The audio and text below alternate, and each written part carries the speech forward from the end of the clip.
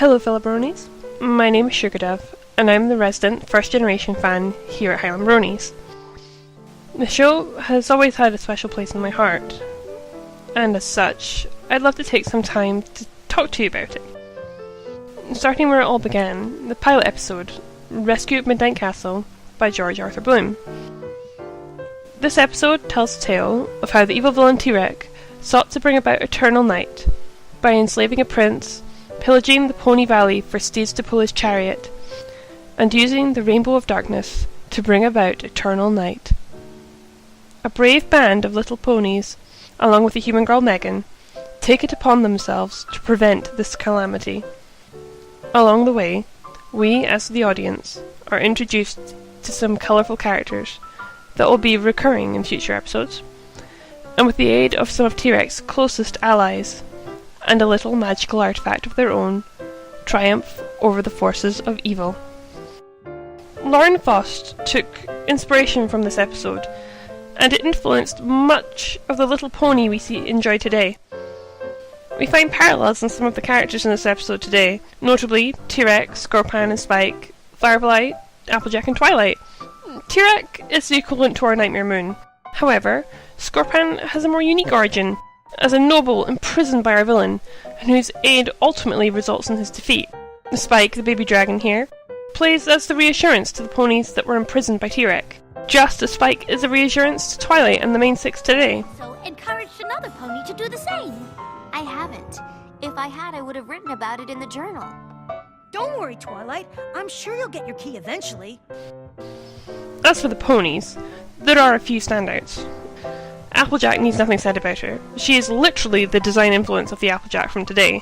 But more notably would be Twilight, a magical unicorn with a keen teleportation ability, her cutie mark, and the purple tints to her colour scheme, clearly very similar to Twilight of today. However, my favourite has to be Firefly. This pony is very much the leader of the gang in this episode. She's brash, fast, a bit of a daredevil, but she has a lot of admiration for her friends. Does that sound familiar? It should. Rainbow Dash. It's no surprise that Firefly is among my favourites, as is Rainbow Dash.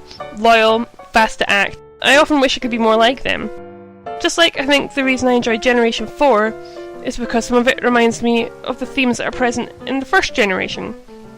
What I really like about this episode is that it presents an action adventure for girls of genuine threats, and the pilot has beautiful animation that's gritty and interesting.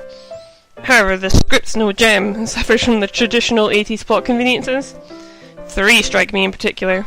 The willingness of Megan to randomly leap into the back of a magical horse that she's never heard of, followed by her knowledge of a worryingly disorganised mushroom wizard, I don't even want to comment, and finally the arrival and introduction of the sea ponies.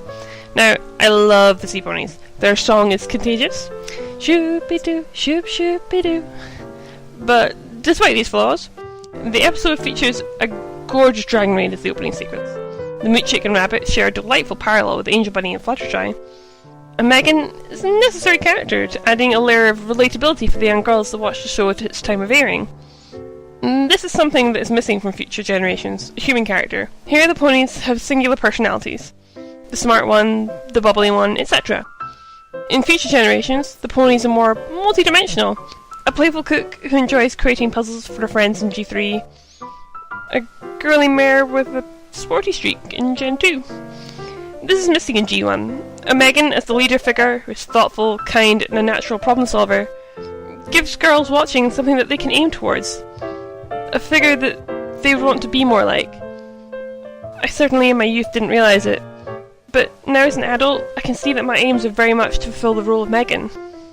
Unlike Megan, however, I don't have the wit to put 2 paragraphs together, especially when it comes to writing a script. But the writing here in Generation 1 isn't much different. It's very much a victim of its era. But this example isn't all that bad, considering it's a show designed for selling toys.